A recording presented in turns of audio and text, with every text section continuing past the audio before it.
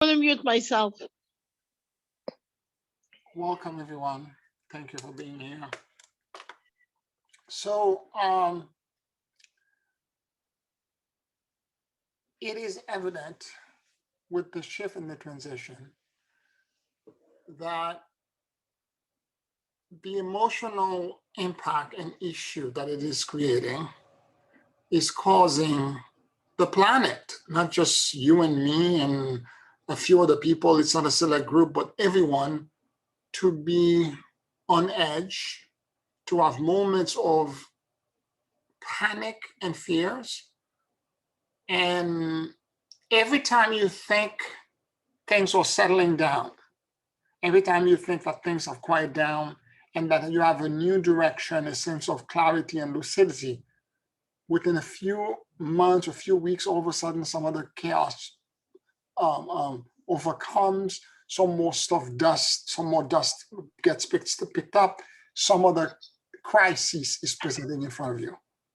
So you have all these crisis after crisis events that are causing even the most spiritually aligned person to go in panic.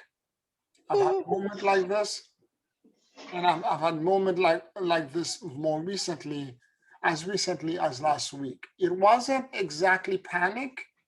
It was not as exaggerated as what happened I was describing in my last video before the certification of Joe Biden as a president on January 6th. But it was a moment of incredible vulnerability and being scared and being fearful and not knowing where it's coming from. This is the part that's the most complicated for those of us who are empath. It's like I couldn't tell where exactly this was coming from.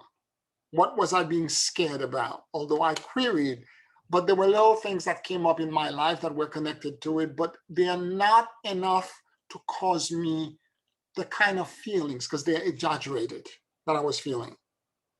But I'm smart enough, having had that experience in December/January, to know that all I have to do is I disconnect with the feeling, meaning realize, okay, I'm feeling this right now, but this feeling is not my identity. And the moment I do this, I'm able to disconnect from it and kind of create a sense of detachments, and I can manage it. Don't ignore it, but I acknowledge, and I said it to one or two friends, I feel scared now. I acknowledge it. Don't pretend like you're a spiritual being and you're a spiritual teacher and you have all of this knowledge and all of this understanding, and therefore you're okay and all of that. You're trying to be stoic and trying to pretend that you're all right. The point of emotional intelligence, it's the management of feelings and emotion. So when you're feeling something, at first it may be unknown, particularly if those are negative feelings and you're not a negative person. Once you identify what you're feeling, the first thing to do is to begin to say to yourself, I am not this feeling. I'm feeling this. This is a moment in time. I'm feeling scared. I'm not this feeling. I'm detaching from it. And the next thing is to acknowledge aloud in the real world that I am scared. I don't know why I'm scared, but I'm feeling scared right now. This was me the beginning of last week. Okay? It wasn't rational. There was no real reason for me to feel that way, but I was feeling insecure and scared. Now, in the news, we know that because it's many pundits are talking about this all the time, there is shelter insecurity, there is food insecurity, there is financial insecurity, there is insecurity in general. And I remember having this Facebook attack from a spiritual teacher that I knew a long time ago, when I was saying that the whole planet is grieving. This is at the beginning of the pandemic last year around this time, around March, that everyone is grieving, and therefore, at the time, half of the planet was on lockdown. And I was saying that, this amount of lockdown is causing people, and he was like, what grief? I'm not grieving.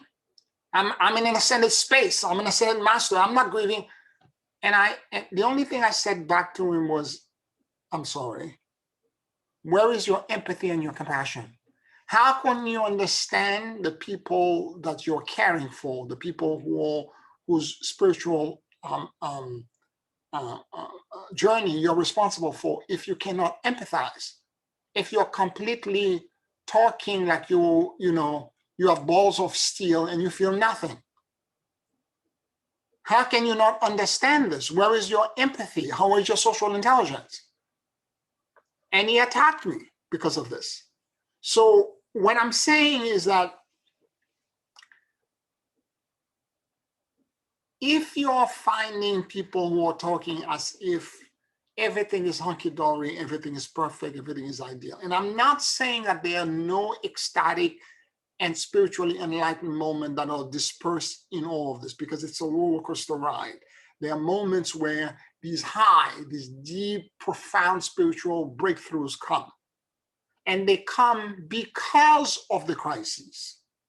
Because the moment you overcome the crises and you understand where they're coming from and you get exactly what it is that's going on, the moment that happens and you gain the insight of the root cause and you let go of the burden, immediately comes in an incredible rush of higher energy. Because at that point, that stain, that burden is removed from you. But just because it's removed today, it doesn't mean a week later, you're not going to have something else bubbling up. Think of a liquid that's boiling on water, and you see all these multiple bubbles that are popping up. It's not just one event. It's a whole process of these multiple events that will create these opportunities for you and I to begin to learn by purification. We are entering a crucible of fire, and we are being purged of the things that are not serving. We're being taken. We have all of this, all of the stuff that is impure that needs to get out of our bodies. In our consciousness. And so as this, the emotional body is experiencing that or the other, and you can identify. So the emotional intelligence is to acknowledge that you're feeling something, don't deny it, maybe talk to one person about it, and also have a understand that you're not the emotion, that you're separate from it.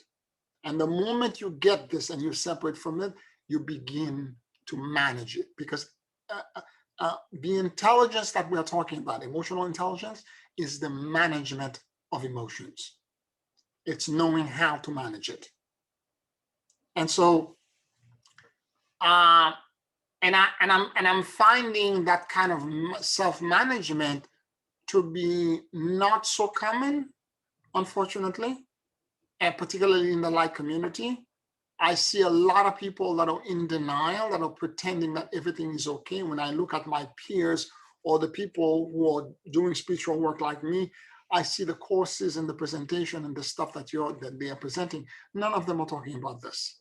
They are talking about, it's kind of funny. All of the classes or the offers that are being presented out there are about how to manifest, how to create the future that you want, and how to create, but they're claiming to be spiritual, and they're going to expand your mind and your brain function into higher function and all of this so that you can manifest anything that you want. But the ethics and the moral and the core standard is that of the 3D. The more material gain that you have, the more Porsche, Maserati, and Rolls Royces parked in your garage, the bigger your car, the bigger your house, the more money you have in the bank, the better you are. Not that there's anything wrong with any of this, okay?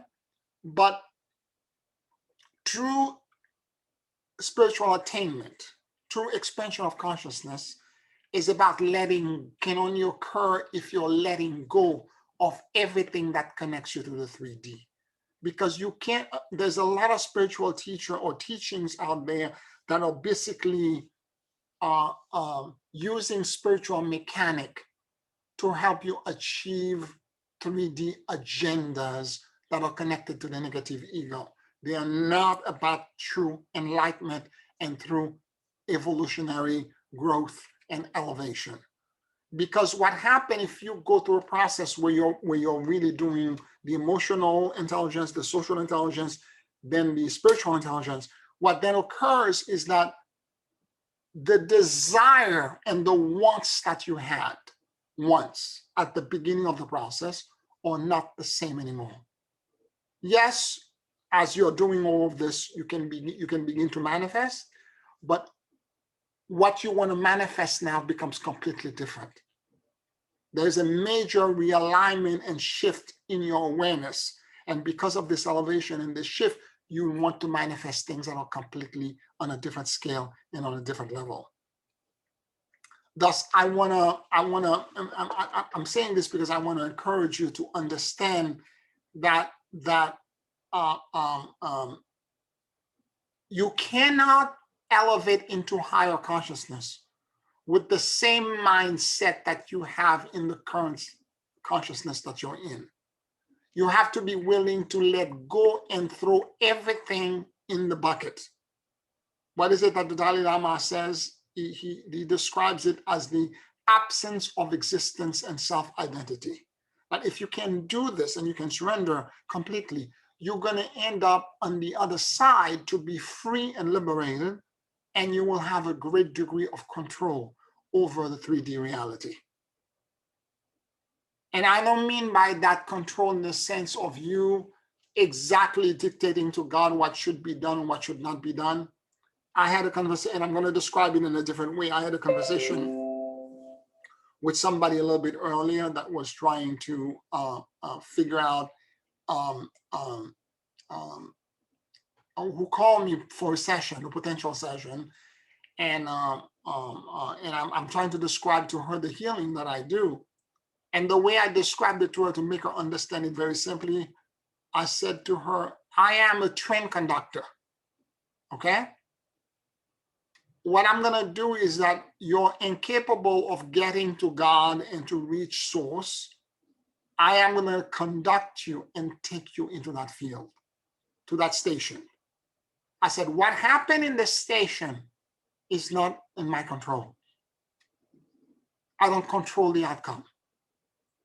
I can take you to that location.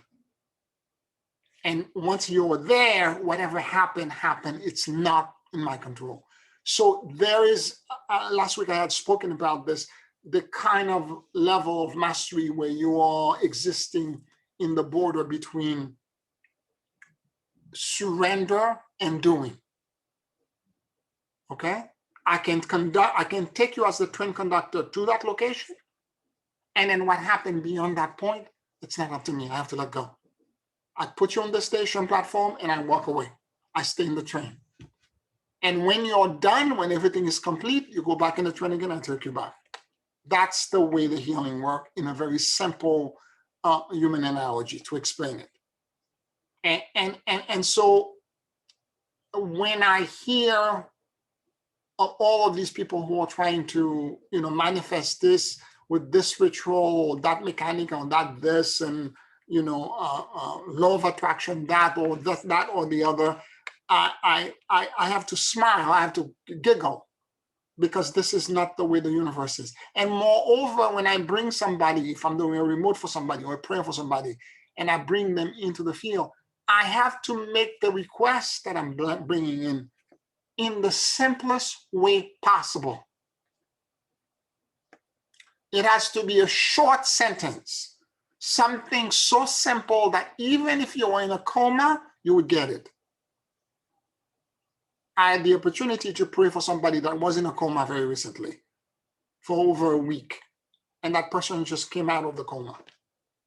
Again, all I did is that I'm bringing you into the field and I'm surrendering you at the station. And all I'm asking God to do is for the greatest outcome for this person to come through. And then after that, I let go. I'm not responsible. I release all attachment, all fears, and all controls. And I surrender to the great emptiness and the endless luminosity. The less I know about the detail of that information, of the, medical reasons and the detail of what happened. I know that, for example, in this instance, that this person had a blood clot. I know that. I could, because when I went in the field, I could feel it. Okay? And I could see that as a feedback. So I was like, okay, whatever it is, just release it, and I'm not responsible, and I'm asking God for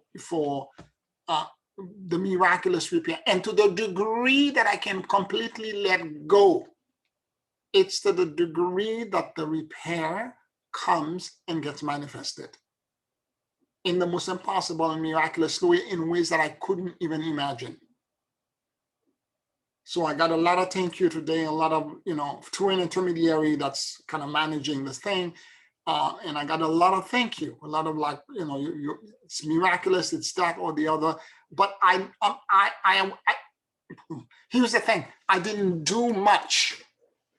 I did something, because there was a doing, and the doing was leading this person to the station. The rest, I have to let go. Instead of me trying to interfere and trying to, if I see a blood clot, move the blood clot, dissolve it, do this. I'm not responsible for any of this. I'm letting the universe, I'm letting infinity times infinity that knows better. I'm telling, and if this person is to transition, let them transition. Whatever needs to happen. I don't have any preference. Rather, I have preference, but I don't have an attachment to the outcome. I do have a preference. I would like this person to continue to live and to be repaired. But beyond that point, that's it. I'm not doing anything else.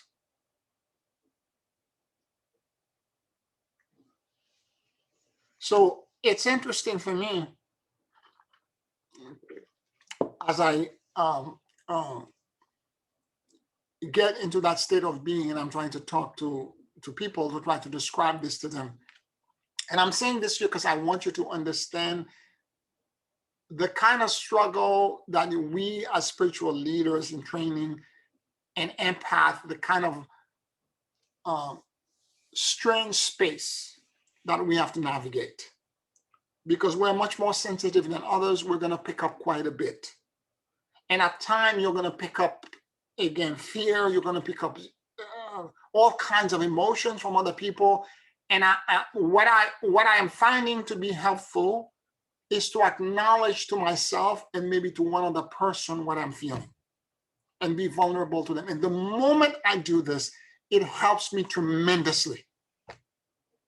Instead of me just, chirping around and being angry, being agitated and doing, breaking the house down for no reason without acknowledging that I am feeling this way. And whatever that feeling is, it's a momentary thing. If I feel insecure and there's no security about the future, or I'm worried about this person or that person, if somebody in my life is sick or I'm worried about them, I remember somebody else was asking me, oh, what about the detail for this man? What about this, that, or the other? I'm like, I don't want to know. Because if I know more than what I know now, I'm going to start worrying. Pierre is going to start worrying. I don't need to know more. I know just enough. Like I remember somebody else saying to me, somebody's in an accident, I'm going to send you the picture. I don't need the picture. If I get the visual, I can't get it out of my head. I'm going to try to solve it.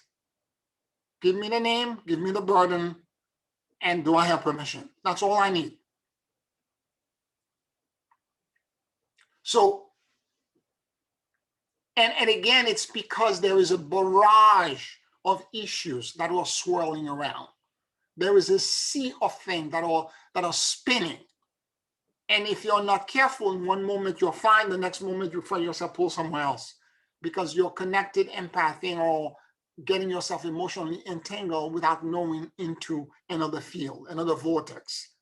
So this is where management of these emotions becomes important. So I'm asking you to be aware of this and to pay attention to where your emotional body is at all time. If you're feeling great, terrific, it's ecstatic, that's wonderful. If you're in a space of gratitude, that's wonderful, that's great. And if you're not in that space the next time around, then that's okay as well. Use it as an opportunity to learn why. Where is this coming from? What am I picking up? What I'm empathing? Because again, as I said, I was not in the state of panic that I was before, where I was in my house for 3 days. It was just much milder, but it was fear, not panic. There's a difference. Okay. When you're panicked, you are overly activated, like I was, where I don't want to get every little noise scares me, and I'm afraid that, and my mind is over agitated. Depression, on the other hand, is you unable to pick yourself up. It's you being flat out. And in this instance, I was experiencing fear, which was a mild sense of dread that something bad was going to happen, that I couldn't determine what that bad thing was. This is part of emotional intelligence and management.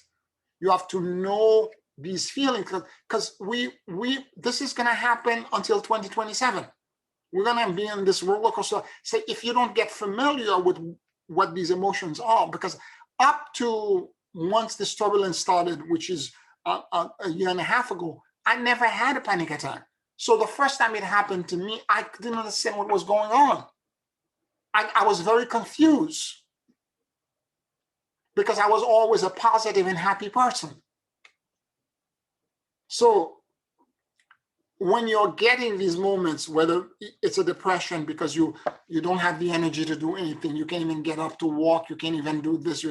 If this is a depression that you're having, analyze it and realize, okay, this is a depression. If it's anxiety and panic, it's you're overly activated and agitated, and every little thing is triggering you into fear. For me, recently as a few days back, it was a couple of days of a sense of something bad is going to happen. Now, I realized one thing about myself: the something bad that's going to happen was never connected to me. It's connected to the people that I love. Okay? It's not about me and my well-being, but I'm always concerned, my heart is too big, about whether other people are going to be okay. So I need you to identify, and in all cases, same thing. I am feeling this in this moment. You acknowledge it, you talk about the feeling, and then you disconnect because it's not your identity. That's not who you are. And once you've done that, then you can release it into source by saying, I release all attachments, fears, and control, and I surrender to the great emptiness and endless luminosity. And that way you can release it and you can let it go. And you can process it out. And I realize something else as well, is that I'm taking everybody into source all the time and asking Spirit to give them this and give them that, and they're getting incredible blessing, or they're getting shifted, and I don't ask anything for myself. That's the part, that's the sad part. And remember, I said to you that one of the things I realized is that when I went to the virtue of love, I'm always asked if I were unconditionally loving toward God and the universe, but never to myself. And I'm realizing in loving myself, I have to stop going into that field when I feel the blessing, when I'm going to that station, basically, and ask God to now give to me. I am ready to receive, and I'm ready for God to give back to me, because I have a big deficiency in that I am a compulsive giver. And so I've been practicing on a daily basis for about 10 minutes to go in that station and say to God, I am ready to receive. And as a way to open myself up to the possibility of receiving from the universe. receiving from God, receiving from whatever wants to bless me.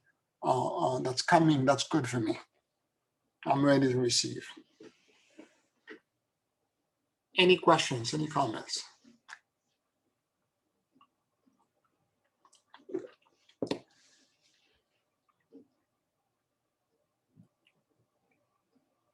All right.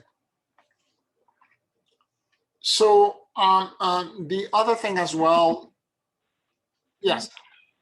I was just thinking, Pierre, you said something last week about the importance of self-talk. Yes. And I've been kind of paying attention to that a little more. And also thinking about tools and thoughts that help me, kind of manage that self-thought if it's not good. Mm-hmm. And I thought that was very helpful. Mm-hmm. To think about the self-talk in the head, that we're having with ourselves all the time. Yep. Because this is what ascendance is about. It's the expansion of awareness. And if you're having these things that are on autopilot all the time, and this is where you lack emotional intelligence, you're on autopilot all the time, and these things are happening in the background, and you find yourself emotionally there, you're enraged, or you're happy, or your next moment you're in panic, or you're whatever the feeling may be, and you're not in control. It's because you're not conscious. And that conscious awareness becomes the key. And this is exactly what I'm describing by the process I'm trying to drive today with the lesson plan, which is that you have to have that internal conversation all the time. Where am I? What am I feeling at this moment? And this is what, and the more we are, this is the beginning of the roller coaster ride. It will not end until 2027.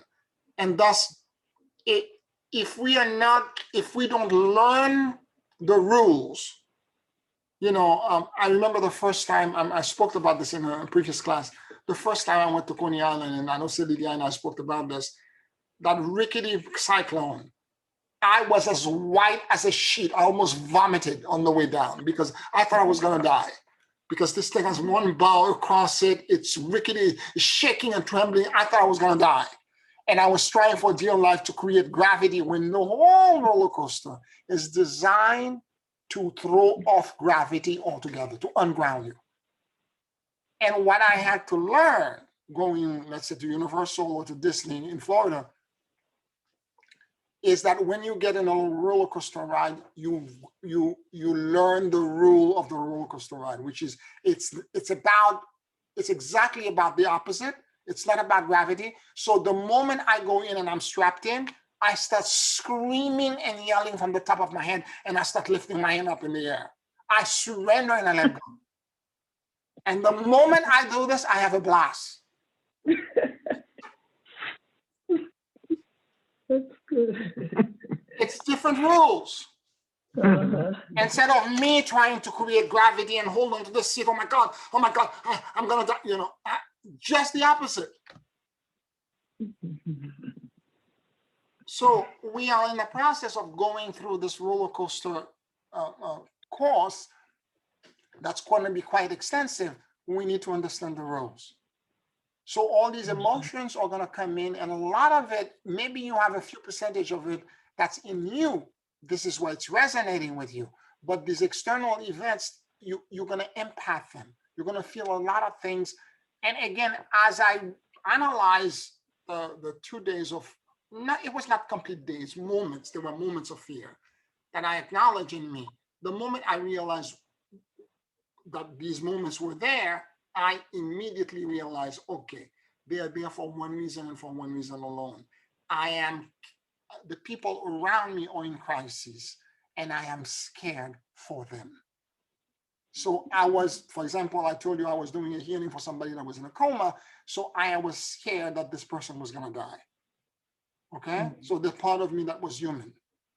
I'm not talking about the me as the conductor going to the station and letting go, but there's a part of me that still care. That's like, oh my God, this person might die. Because literally, someone is in a coma, they are in ICU, it's critical care. Okay, so you're concerned. You understand? So and because of that concern, that there's a part of me that kind of felt scared, and I had to acknowledge I am scared. Okay, and this is perfectly human. Instead of use, like I was talking about the spiritual teacher that had attacked me,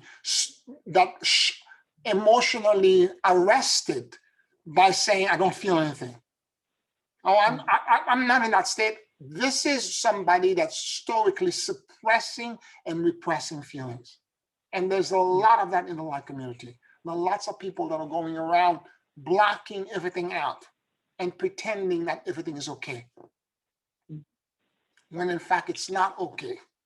What I'm saying, I think it's more healthy, and probably in the long run, it will help you evolve, not only from emotional intelligence into social intelligence, but lead you better into spiritual intelligence. This is when we're doing the cultivation of the virtue. It will lead you into a richer mosaic and tapestry of emotions, higher emotions, and you will, because if you cannot understand the simplest, the thing that really drives the 3D reality is survival. And what's scaring us is loss of control. Okay, whether it is for the people that we care for, or it is for on food security, financial security, health security, whatever it is, because we have coronavirus and we have variant, and whatever it is. Okay, so the idea now is for us to acknowledge the core emotion that survival generates in us: panic, fight or flight, hoarding, and maybe even love, conditional love, and care for yourself and for other people, and one or two other emotions, and then that's it. And if you cannot even acknowledge it, and the most basic stuff, and in fact, every event last year was agitating survival, was agitating one or several of these emotions simultaneously. And if you cannot acknowledge it in you, if you cannot see it in you, if you cannot become conscious of this, and you're going about, as if, completely la la la la la, I don't hear anything, I don't see anything. Oh, there is no spiritual growth. There is no evolution. You're as good as dead wood. So it's this awareness and acknowledgement. Okay, and more important, more to the point, to understand that every crisis that presents itself is trying to help you elevate and refine your consciousness, no matter how nasty it may be at the moment. It is an opportunity for you to elevate, to handle it in a non-attached manner. And that's where the self-awareness comes in. I use that analogy all the time, that if God and Goddess was walking in my footstep, would he or she have done what I'm doing right now? And if the answer is not, God Goddess would not do this, then what would God Goddess do? And whatever that is, that's what I should aim for. I'm not saying I'm going to be successful at it, but I should aim for it. Okay, I should move in that direction. Sometimes I'm not even capable of reaching that far. I just hold course. I don't react, or let me move in that direction instead. And the moment you begin to do this, all kind of crazy alignment begin to occur for you that are completely insane and completely crazy and surprising. Well, that's the faith of the mustard seed, right? That's right. That's right. That's exactly right. That's exactly right. So it's the Pierre, yeah, go ahead. I'm sorry. Pierre, I can definitely relate to the part you're talking about, self-love. I've been doing that every day Yeah. because I feel I feel that I need to do that, and um, also, I mean, I relate to everything you're saying because I when I got this news about Abiola still in the intensive care, I was thinking, I said, oh, I didn't go into panic, but I did, I was concerned, and I, started to ask questions, and but I was feeling, it's just another test for me Hmm. to refine my consciousness too, Yeah. um, to look at, and of course I have been doing the other, and it's amazing the clock when you said Yep. sitting with it, to do that and go around the clock. Yep. I see and I feel at the same time different things in my consciousness Hmm. that needs to be refined, or I need to do more of it, whatever. And I was finding, I saw this in before I got the news about Abiola. It's so funny. I mean, not funny, but it's just interesting. We're in the clock. I didn't know that was what was coming up, but just to get that there was something there, Hmm. uh, with the family or in that area. And whenever I go back to that, I say, oh, what is this? But to ask questions it's really helpful. And I'm so grateful that you have been teaching this, and now I'm really beginning to to really see it and feel it and actually do it, and still going as I'm refining my emotional body and my spiritual body, and less fearsome. And I want to just thank you for sending out those the paragraphs you sent out on the emotional intelligence. I've been reading that every day too. It's just so amazing to Hmm. go through that. So thank you. Hmm. You're welcome. You're welcome. Hmm. You're welcome. So yeah, the conversation that we have with ourselves will determine where our consciousness go. And you have to understand, because the turbulence or teachers, the opportunities, all of the things that are bad, that are so-called bad, that are happening around us. And God knows last year was a well, let's just say it was not stellar, okay? But it was a teaching year. I've learned so much from that year. I've learned so much about myself, and so many opportunities presented themselves, and I would not be the person that I was if everything was completely on the up and up. So I'm very grateful for the events that occur, although there were losses everywhere for me. Friends, family members who have died of corona, or have died of other things. There were a lot of loss, and the loss and the grief is the departing paradigm. It's things that are shifting, that are surrendering, that needs to go, and that are presenting in themselves. So again, the analogy is that you are a bus, you're driving a train, and the train gets to a station. So if you're taking an idea, and what I'm doing now is something I've never done.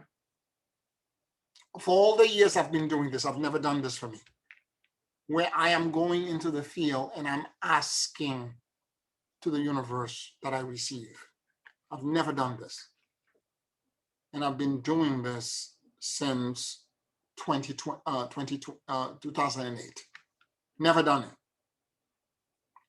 because I'm always putting other people's need first. And I have to learn how to love myself. I have to learn how to give to myself, because I'm like the mother pelican. I'm seeing everybody else's need as more important than me.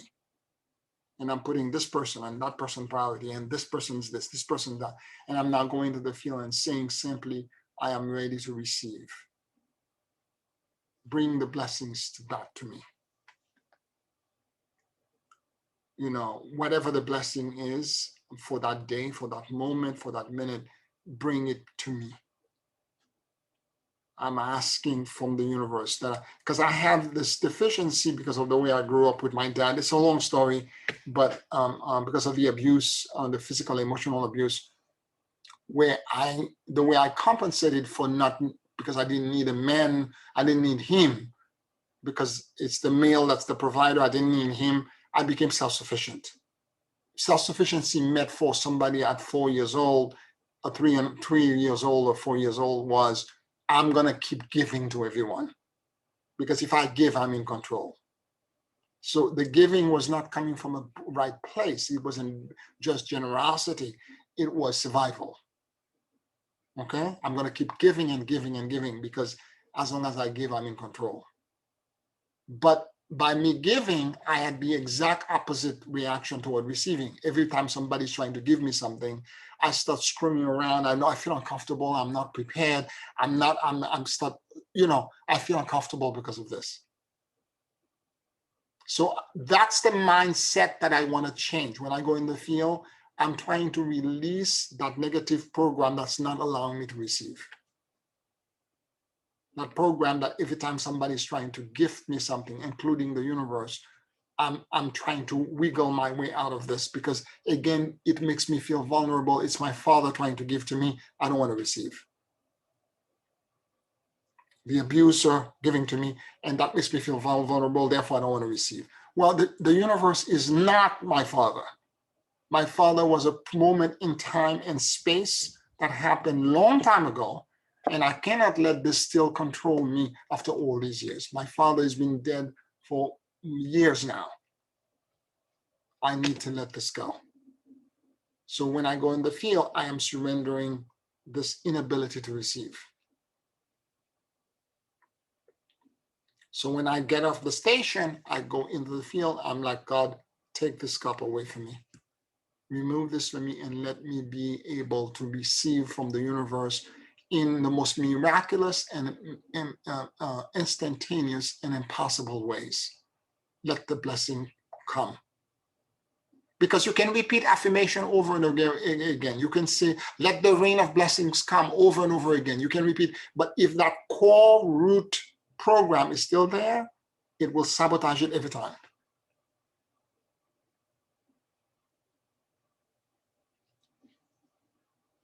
And you're wondering sometimes, why is it that other people seem to have all the luck in the world and all the things come to them, or they have an ability to manifest and they keep, well, one of the things that these people are usually do as well, they are constantly asking. I don't ask for anything. I just do, I get things done, and I just don't ask. So again, this is part of the inability to receive, because remember, the whole point of coming down to earth and being in this earth plane after the original Bread of Shame program occurred was for us to have the capacity it's the exchange between the giver and the receiver. We all have to be able to give and receive in an equal manner. And if you cannot do it, if you cannot give and receive in an equal manner, then there's a problem. I am overcompensating, but to give because of abuse, and I'm equally overcompensating by not receiving because of fear of abuse. So I need to change that whole dynamic for me so that I can allow flow to occur for me so that things can be better. Because if I have peace and serenity in me and everywhere around me, if that program is removed, that program is huge for me. If it's removed, my life will be infinitely better. And I know I'm not alone. I know many of you are sharing because none of us grew up in environments that were perfect. We experienced abuse in one way or another. And maybe you're not doing exactly what I'm doing, but to some degree, you're doing something similar. And thus, you need to figure out a way what your exact internal processes or rather deficiency and programs and false beliefs are. The moment you figure it out, then you can begin to work in going into source and asking. Again, as I said, I've never, in all the years I've been doing this, I am now just starting, and this is a gift of this lockdown, a gift of all of this. I'm just now going into the field and asking for that program to be removed so that I can begin to learn how to receive. This is immense for me, immense. Any questions, any comments?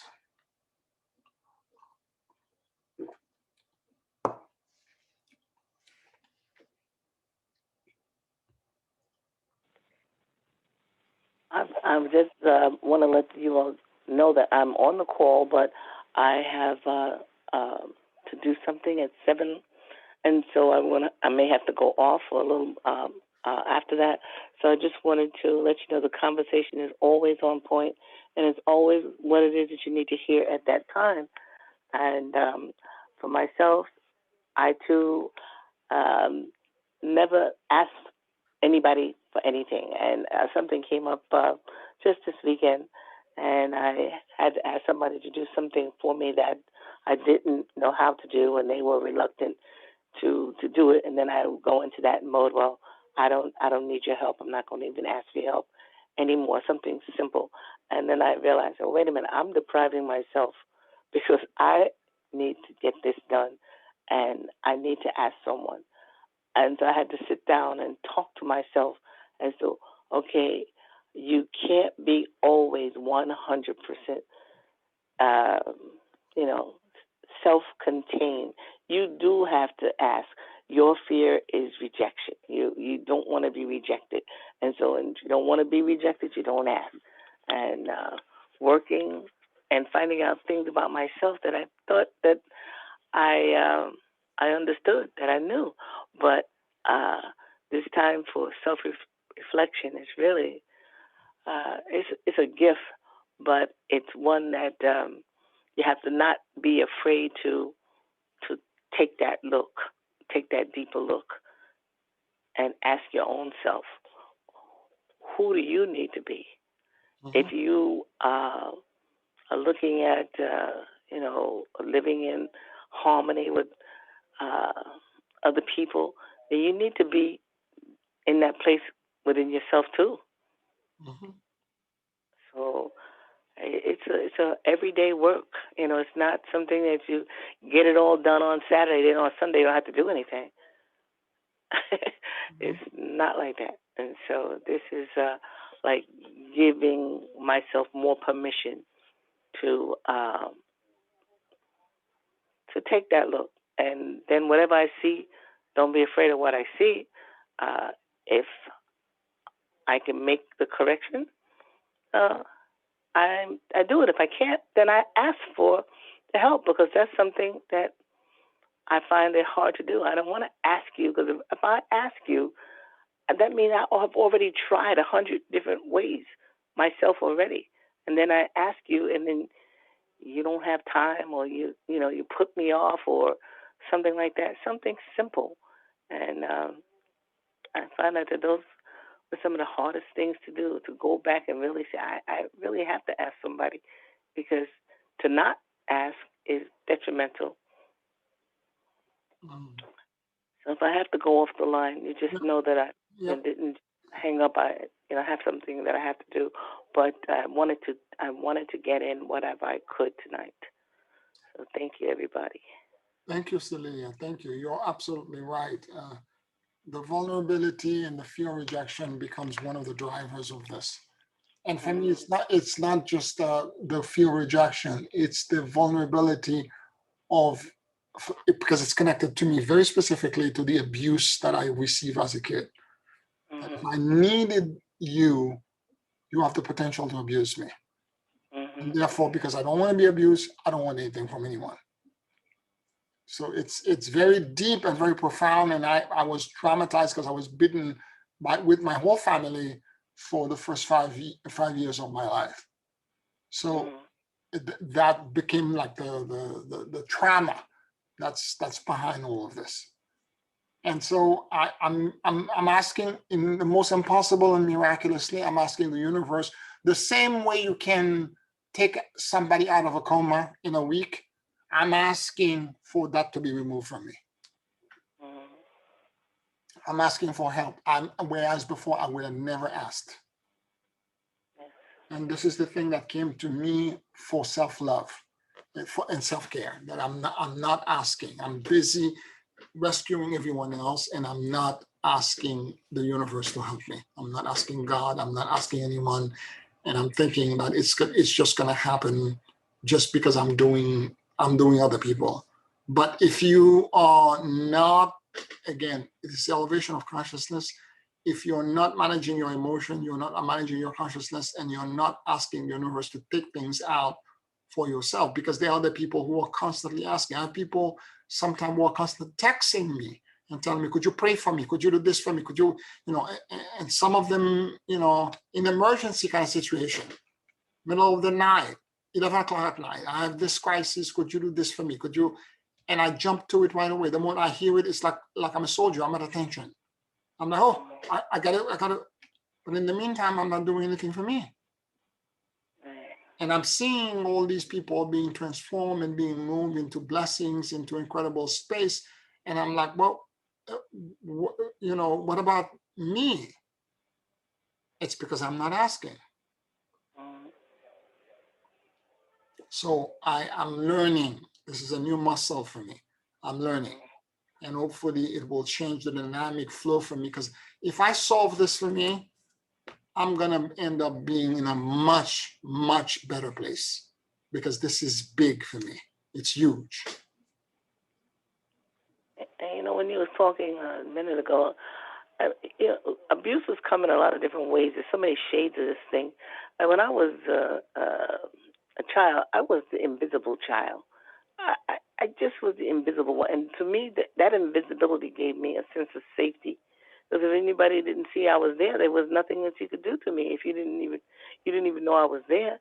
And so now to come out of that space of being invisible in order to stay safe, that's a biggie. Mm-hmm.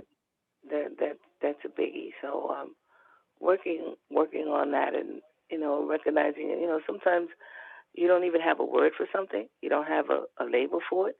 You don't have any name. You just have a feeling. Mm-hmm. Yeah. And then to work from that feeling and know that whatever feeling you have is valid for you because it's particular to you. And someone else may say, well, that's nothing. But it's nothing to them because they don't have that feeling.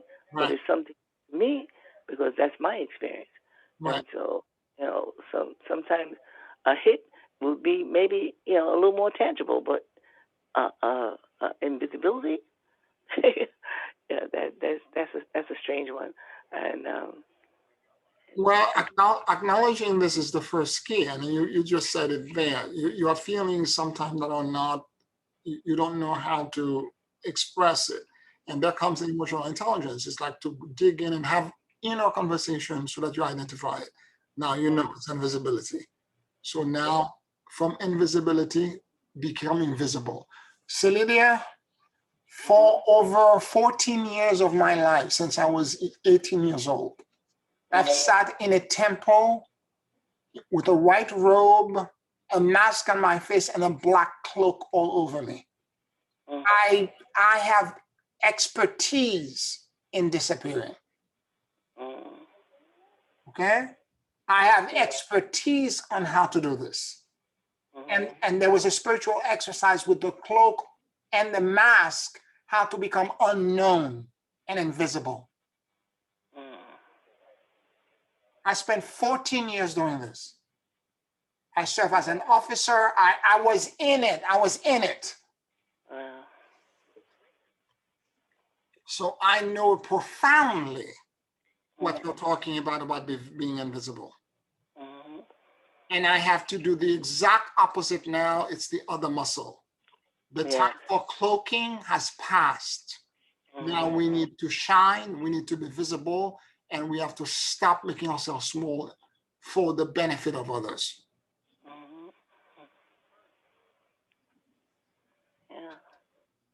Again, go into source, release, because it's a program, it's a false belief. You go into source and you say to your universe, take this false belief away from me. The world is actually a pleasant place. The universe will only bring me blessings. Therefore, I'm releasing this. Right. Thank you. Yeah, you're welcome. Any other questions or comments?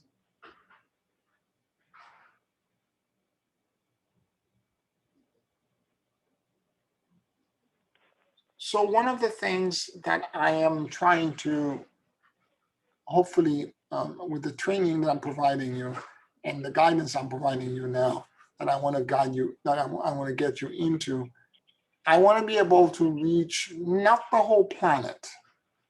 I'm trying to reach the 144,000 individuals who are here to help open a gate or doorway, a passage into the new earth. And that in itself is an experience in visibility. People have to see me. People have to know that I exist. And that's exactly connects to what Lydia and I were just talking about, that I have to find a way to shine so that people can know that I have this mechanic and this training that can take them there. And how that collective 144,000 can find me if I'm not visible. I have spent, for all the years I've been teaching, I have spent so much money on marketing, trying to present myself to the world. But because of that sheer program of being invisible, I have wasted my money. And I'm talking about thousands of dollars from, hiring marketing managers or doing all kinds of ad and email this and posting on mass media, this, that, or the other, and I found, first of all, that they were using the wrong principle, because what they were trying to do is that they were trying to make me into a popular spiritual teacher, which was having a following, I don't know, like Amma, or, millions upon millions of people, when in fact, that's not what I am. That's not who I am. That's not what I'm trying to accomplish. I'm trying to reach a select group, a more targeted, a more focused group. And I don't think that was ever communicated, or at least it never got to the point of that point of clarity between me and the marketing team. And part of it, the deeper part of it, is because inwardly, that program of being invisible and unable to receive is still there. And until that program is dismantled, no matter how much money I spend, no matter how,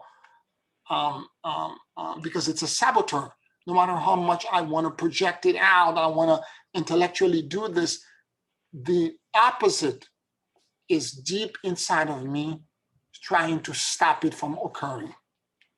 So I have to find, if I don't dismantle and get rid of all of it, the work that I'm trying to accomplish will not be done. And so it's a question of trying to establish balance and realizing that,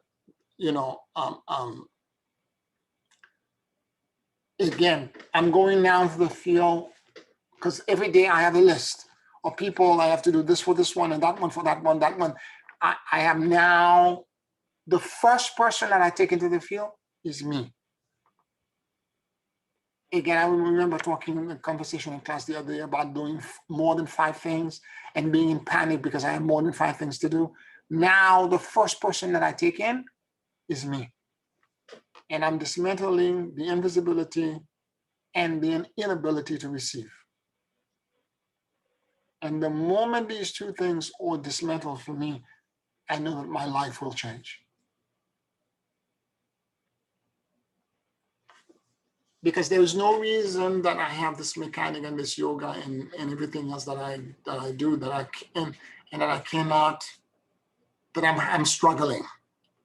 Because I know the teaching, and this is not a boast, I know this for a fact, that the Ascension Yoga of Neutrality that I know, that I'm teaching, no one in the planet has this. No one. So knowing this, I have something unique, and it's provided with real elevation and real liberation. I mean, I studied with Dr. Stone.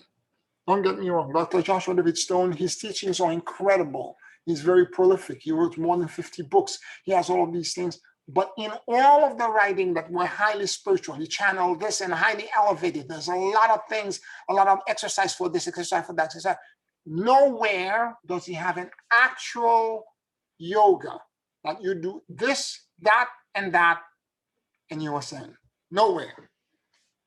In fact, before he died, him and 4 other people channeled these 8 correspondence courses, and each one of them was between 800 to 1,000 pages each. With all of this information, there was a plethora and a overwhelming amount of exercise or prayers and meditation and things to do. That if you were to do all of them, this was the path to ascension, you would have to quit your job and do this full time.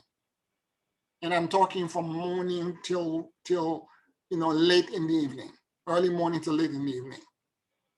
So instead of the mechanic that you all have now that I'm trying to teach you, where you have the power increase and you go then to the monadic merger and then you move into the cultivation of the virtue.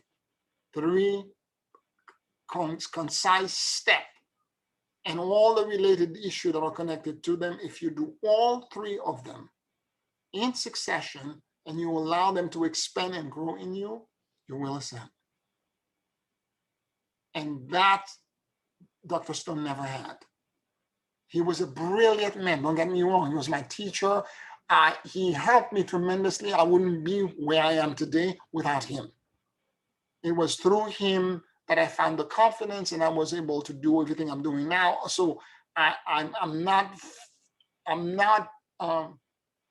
disparaging him, but I have to acknowledge when he transitioned, that there were lacks, and hopefully I'm providing you and I'm taking the baton and I'm providing you with additional information that will allow you to move forward, with grace. Particularly now that we're in a case where the planet is shifting and we're transiting into higher realities and all the possibility of going into even lower realities. So as this is going on, we need to have clarity.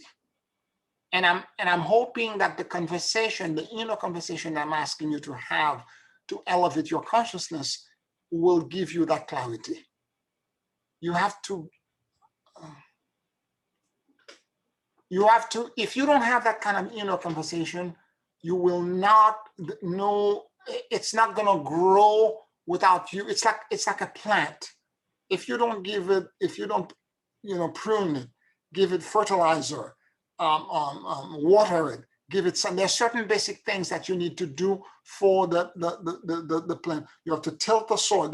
So if you're not doing all of this for yourself, for your consciousness, it's not just going to happen by you being emotionally unintelligent and reacting to this and reacting to that. If that is the case, you're going to find yourself in the end in a landscape, in a reality that's going to be the exact opposite, or if not very different, to what you profess intellectually to be, or what you think you are. I'll tell you that funny story. I was this is years ago, when I was clubbing, and I was in front of this club called the Roxy, and Sunday night was the big night there, and I'm standing there waiting to get in, and there's a huge line already queued in. It's a big club, people are going in, and the front, the bouncer, Derek, we all know him, and a bunch of drag queens came behind me, got out of the car, and one of them became very impatient, wanted to get in. So she opened her fan, and she started fanning herself, and then claps it very loud. Did this several times, and Derek turned around and looked at her and said, "The natives are getting restless." And then kept on doing it. And then finally, the drag queen just turned around and said to Derek, "Do you know who I think I am?" I have never laughed so hard in my entire life. I was on the floor. I almost cried. Again, the delusion. Okay, there is brilliance in that statement. I'm going to analyze it because she's putting on an illusion. This is a man in a dress with a wig with makeup on. She's putting on an illusion of being somebody else, but she's not delusional about the illusion because she completely acknowledged, do you know who I think I am? So that's the part that I thought was brilliant.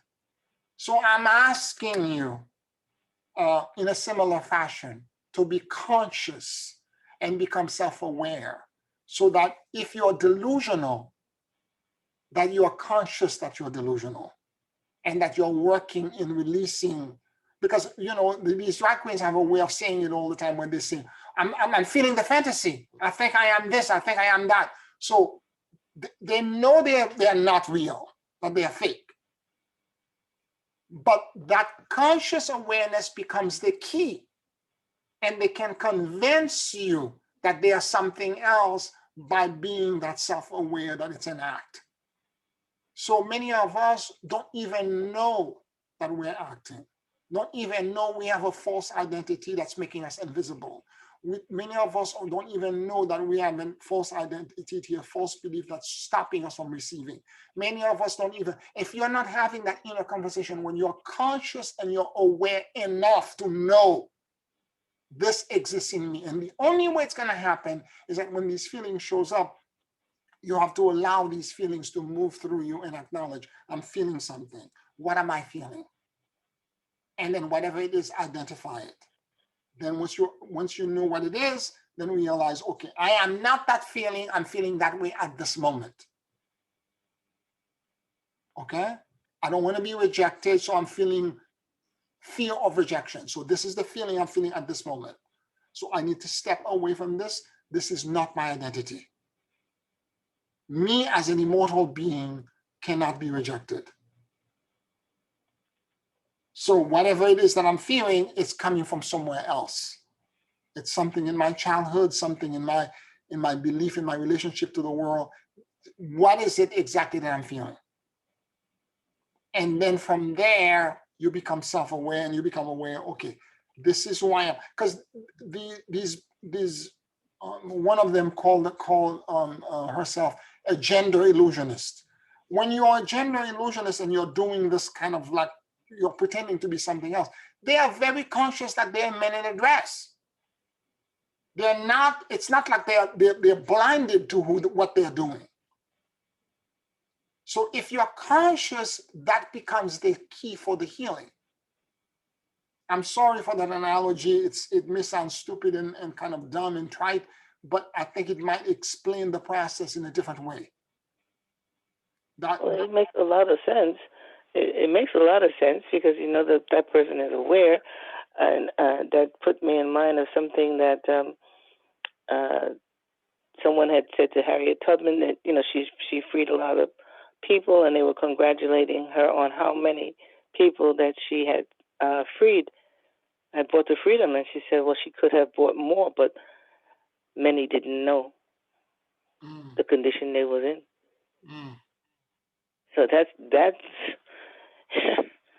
the opportunity. If you don't think you're enslaved, well, what are you running from? Yep. But if you know that this bondage is not where you want to be, then you will put your life on the line to make that, that going into the unknown, take all those chances because you knew that you were enslaved. But if you don't know that you're enslaved, well, you're going to just continue on forever in that same place because you don't even know that you're enslaved. Yeah. So, I think that was beautiful. And I'm sorry I have to leave you guys, but No problem, Sylvia. Yep. I'll talk to you later. Okay, thank you. Love you all. Yep. Bye-bye. Bye-bye, Sylvia. So So the thing about this self-aware path, you know, that old saying that was written on all the ancient temple in Egypt at Luxor, in the temple at Delphi, know thyself. Know thyself. It means that you have to become self-aware. And it is the only way that you can grow. And so that to me becomes the key.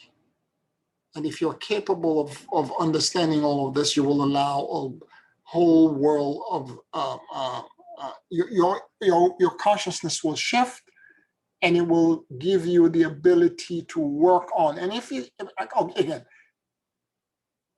what is it that someone says that perfection is a journey, it's not a destination? That if you're trying to be an ascended master, the journey never ends. Yes, you may get better and better and better, but to the ascended master in the planetary level, they're trying to work on their initiation, higher initiation, and they're constantly working and refining their consciousness through this process of self-examination and self-awareness and self-conversation. So I'm deeply encouraging you to be doing this on a continual basis so that you can begin to increase that kind of inner awakeness. And the moment you start doing it, you begin to do it all the time. You begin to do it all the time. And the outside events that are triggers, and again, everything that's happening in your life right now, good or bad, is a mirror for something inside of you. Whatever the crisis is, whatever the current situation is, it's a mirror for something inside of you that you're not dealing with. So it's to try to figure out what that something is. In what way does the mirror reflect? What is it inside of me? Because a lot of time, this is the way the universe begins to show us what we're hiding from ourselves. Because a lot of time you're not seeing it. Something is happening and you think you're being victimized and you're asking, why me, why me, why me? And a lot of time the universe is trying to say, it's not outside, it's not the outside event that's the problem, but it's the part that you owned. There's a part of this event, of this, theater, this outside theater that's in you that you're not dealing with. And if you solve that, the outside theater will no longer affect you. So it's that kind of dynamic. And this is the way I'm learning, is that a lot of time the outside is the mirror. A lot of times things are happening in my life and I'm asking myself, okay, I'm trying to teach myself something because of this. What am I trying? What's the lesson? What am I trying to teach myself? I'm creating this. I am the director, I am the writer, I am the performer, I am everything in this. What am I trying to teach myself? And whatever that something is, I need to acknowledge it, I need to be in it, and I need to allow it to take me to the next level.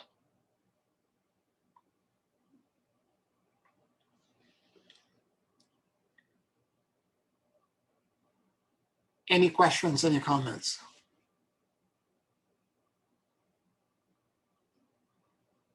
Now, a lot of this, because a lot of you are doing query and you're doing dialogue, or you're doing the Dantian, and again, this is about inner conversation with yourself. Where is your consciousness?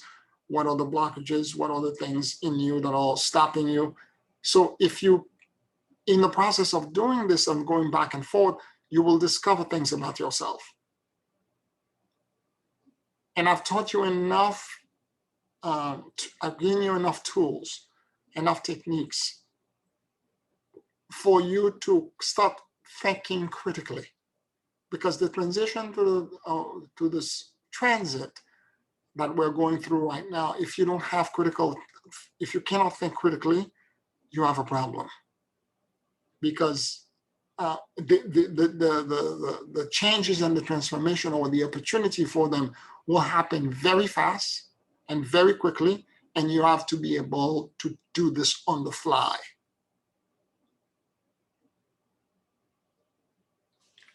Any comments?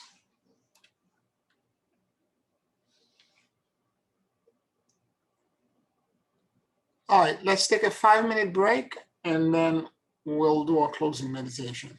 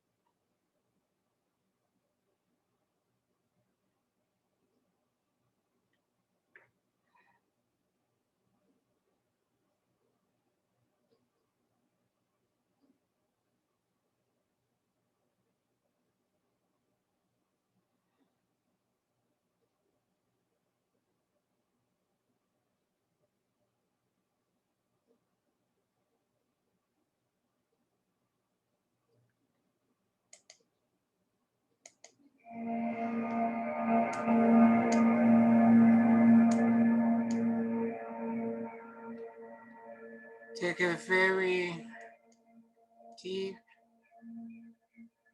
and slow breath.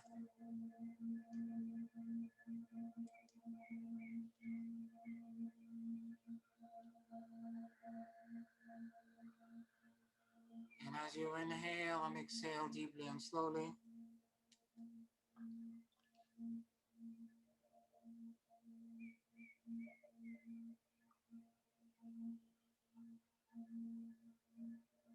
allow the universal life force that permeates everything to enter into your lungs.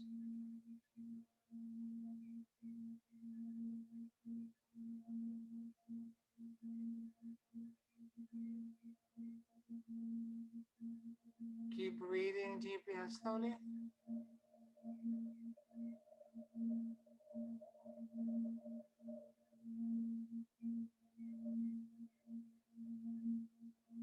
And let your soul and your awareness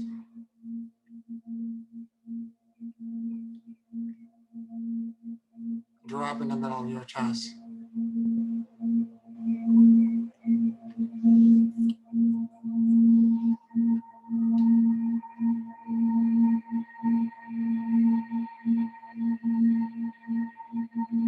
Please forgive me.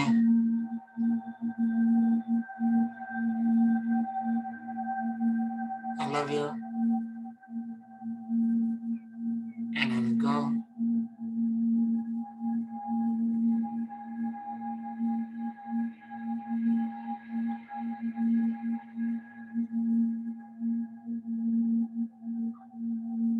Please forgive me. I love you. And let it go.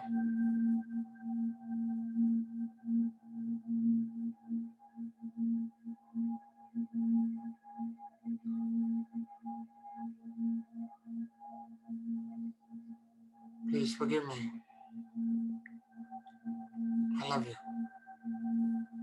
And let it go.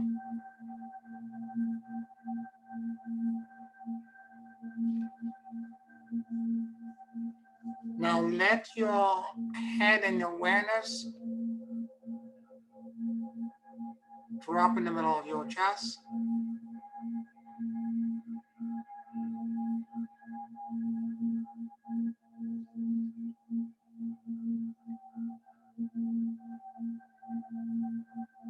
And as you keep breathing deeply and slowly,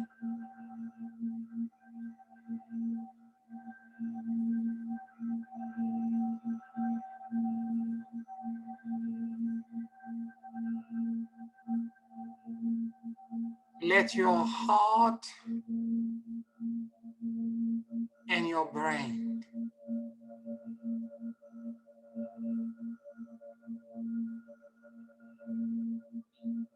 enter in coherence.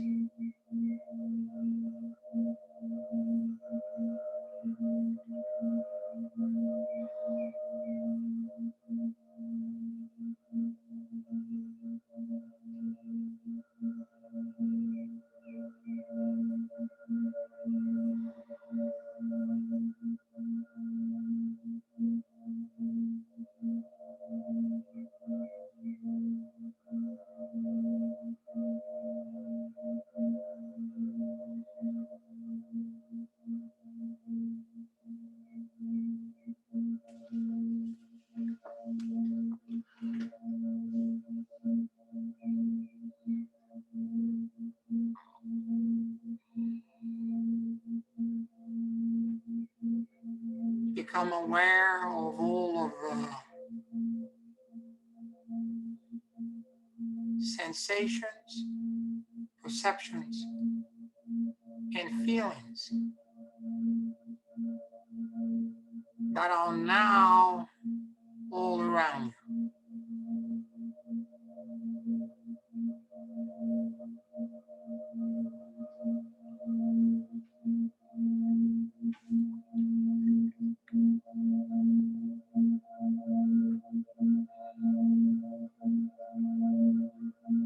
realized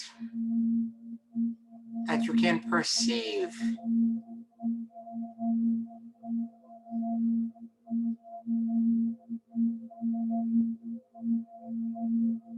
(360 degrees).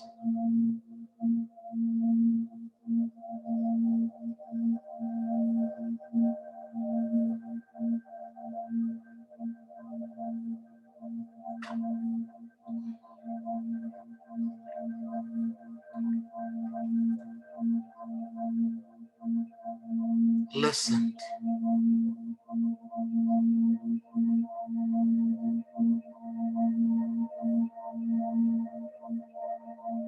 Listen as if your entire cellular structure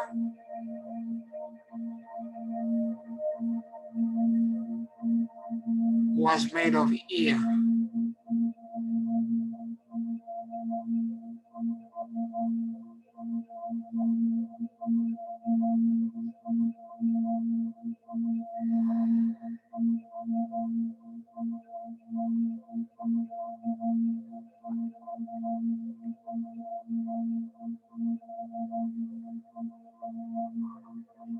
What are you sensing?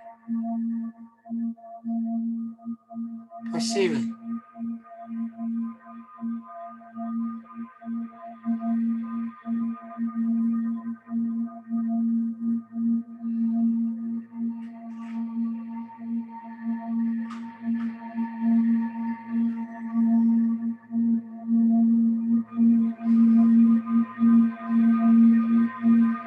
What feelings,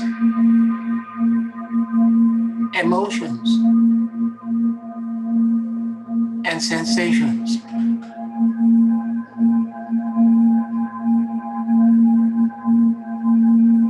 are showing up for you?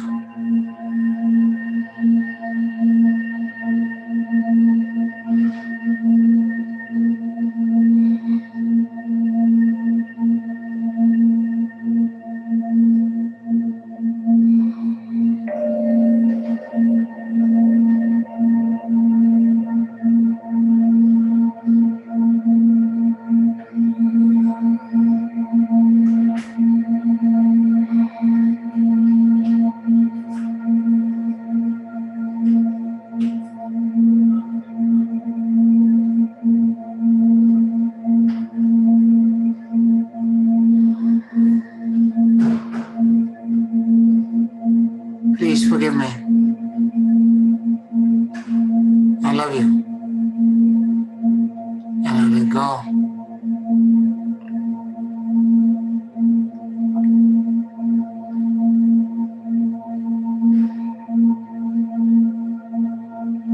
That feeling is a moment in time.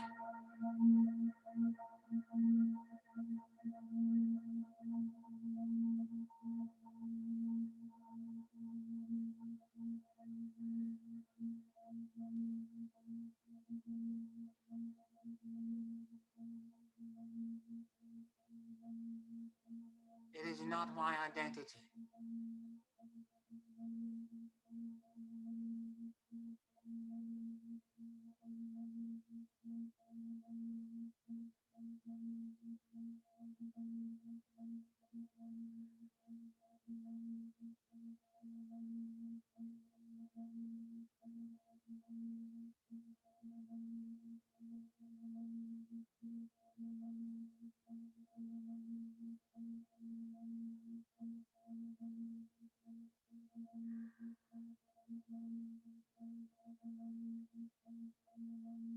Is this feeling 100% mine?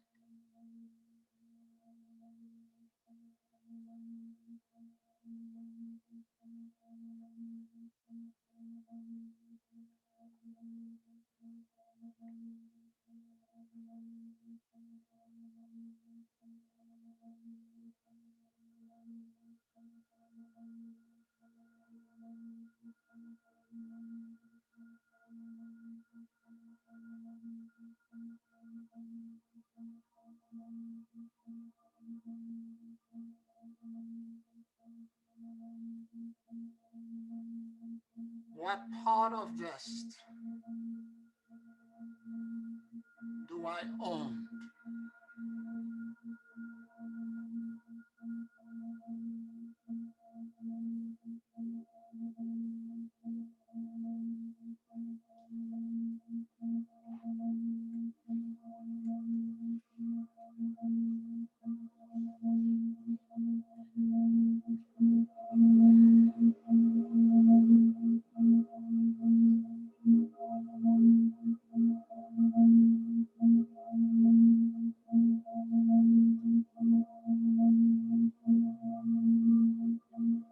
How much of this is mine?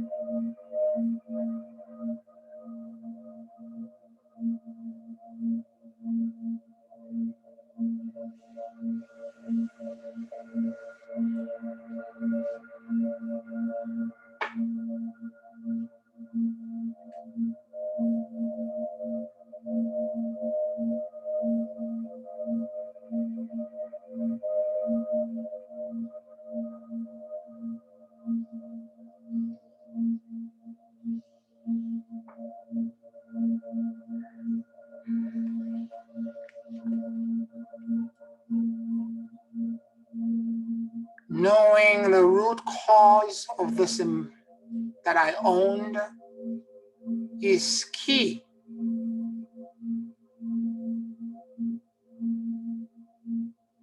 to my healing.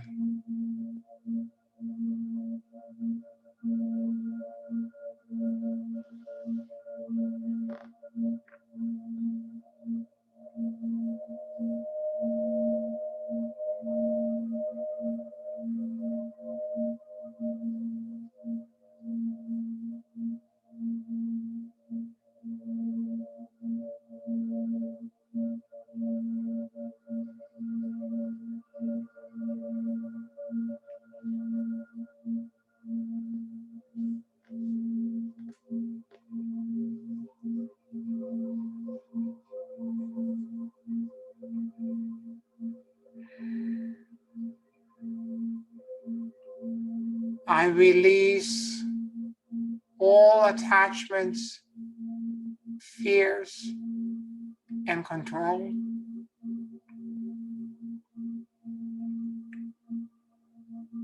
And I surrender to the great emptiness and endless luminosity.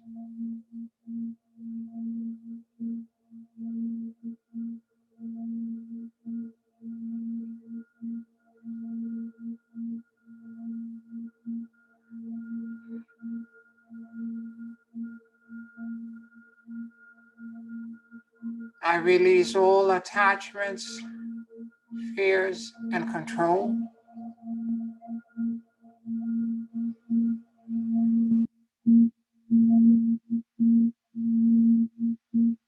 And I surrender to the great emptiness and endless luminosity.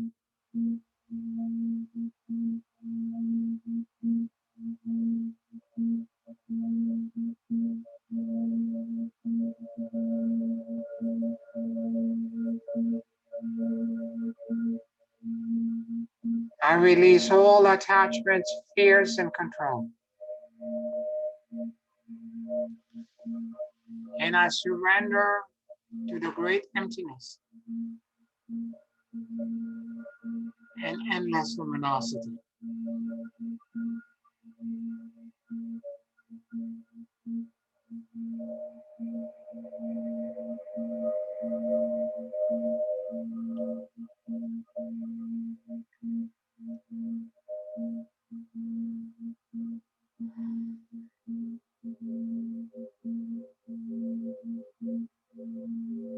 I release all attachments, fears, and control.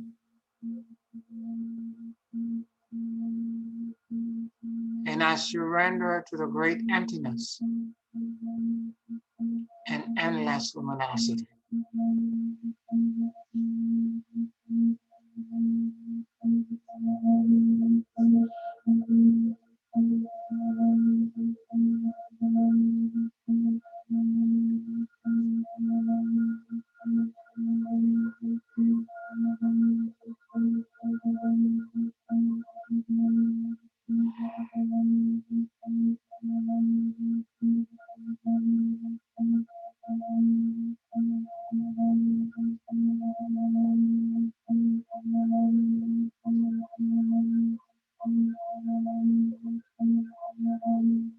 I now stand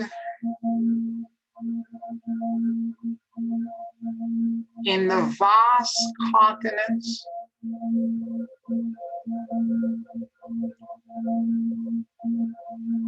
surrounded and enveloped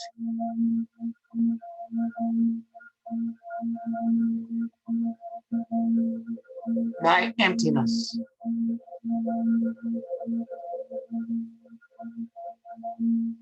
And luminosity.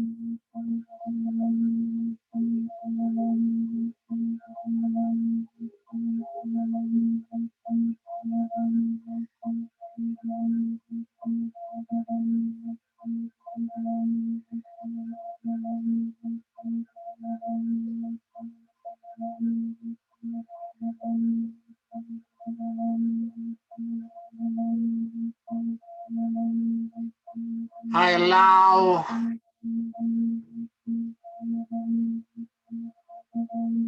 all my identity, including the emotions that I just identified,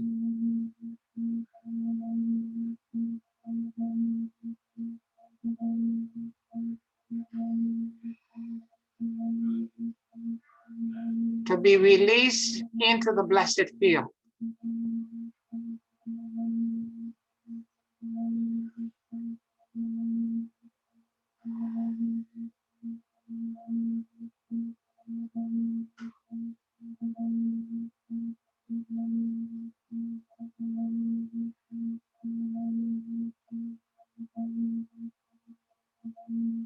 I surrender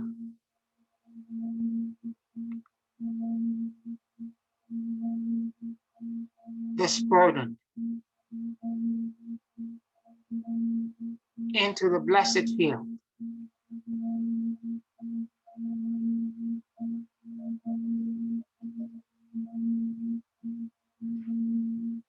I let it go completely.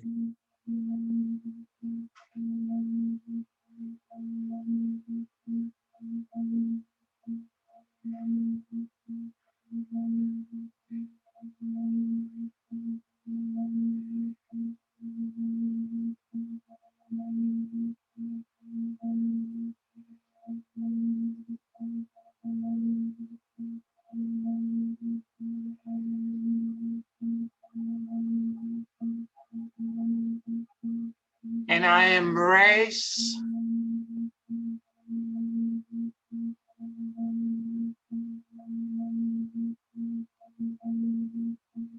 the liberation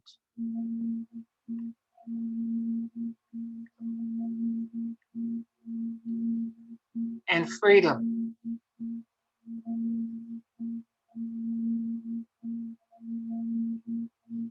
of the emptiness.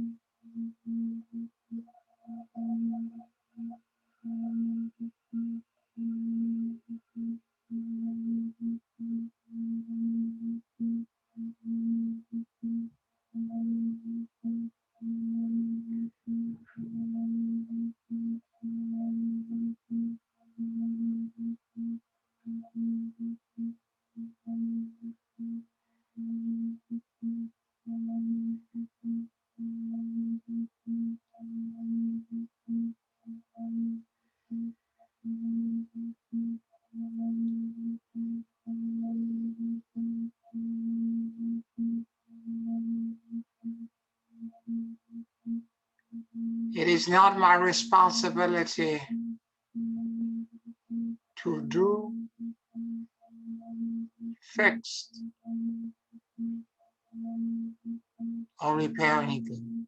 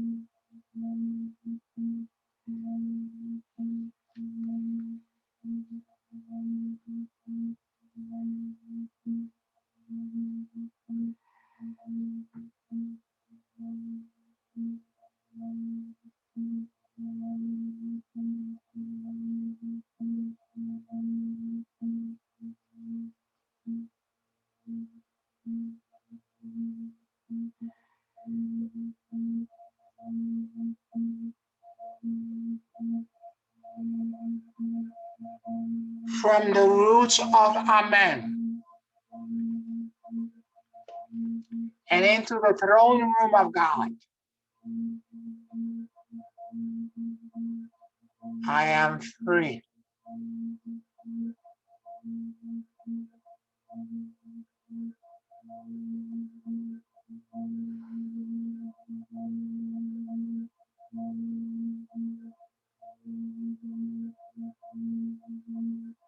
And I stand in spiritual rectitude and verticality.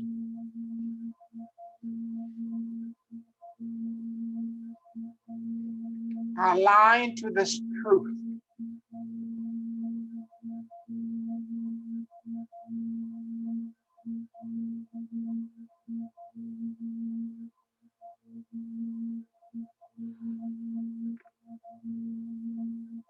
I am fixed, designed.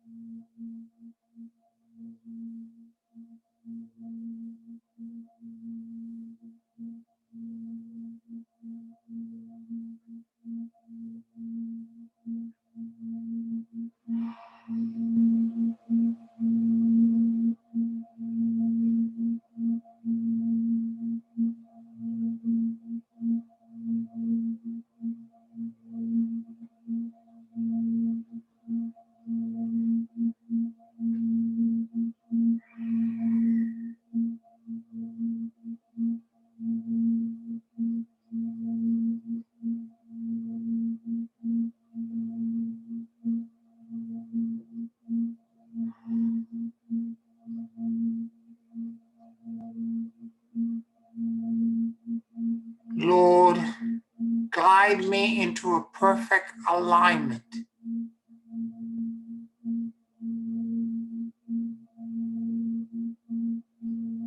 That in the state of freedom that I am in, may the more than 50 trillion cells in my body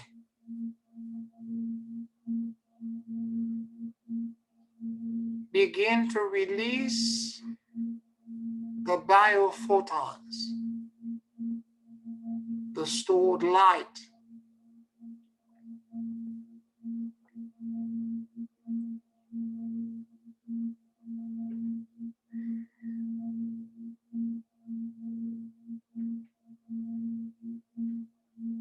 And let this create in me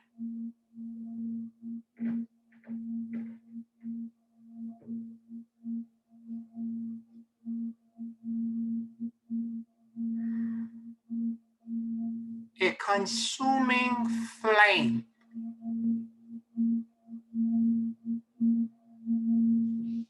of purification, transmutation, and transformation.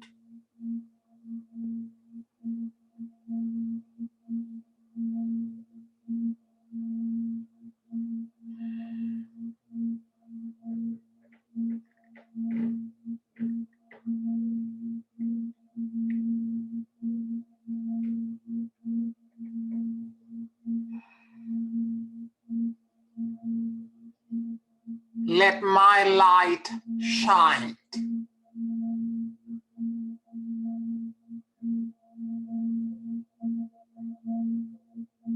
Fiat lux.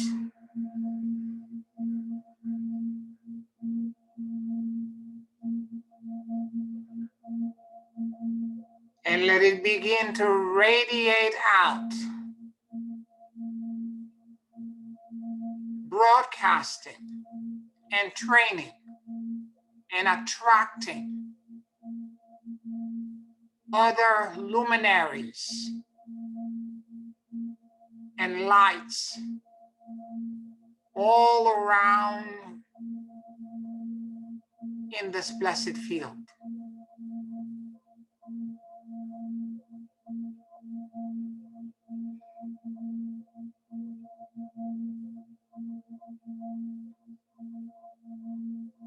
May the peace, serenity, light, and liberation that I know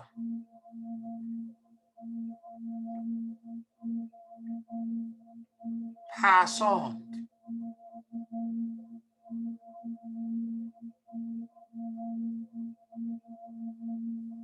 to everyone in my circle of influence.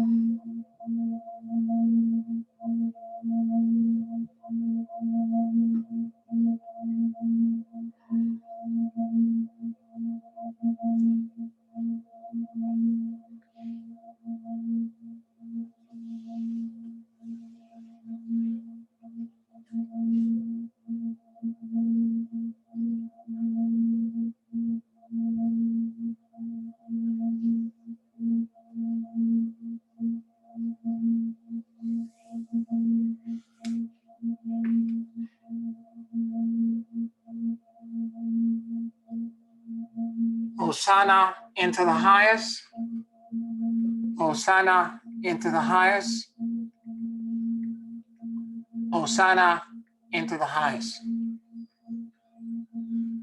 Take a very deep and slow breath. And whenever you're ready, you can open your eyes.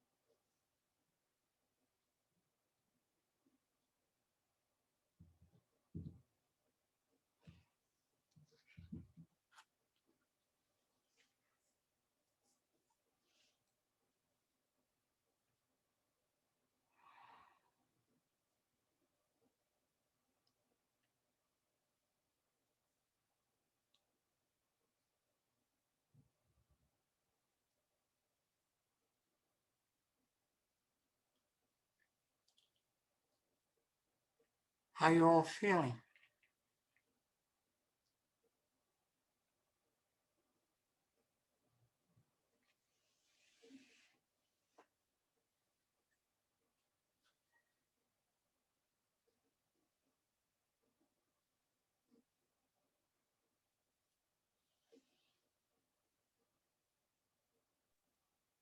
Thank you, Pierre.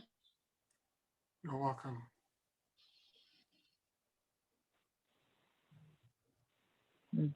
Thank you, Peter. Thank you.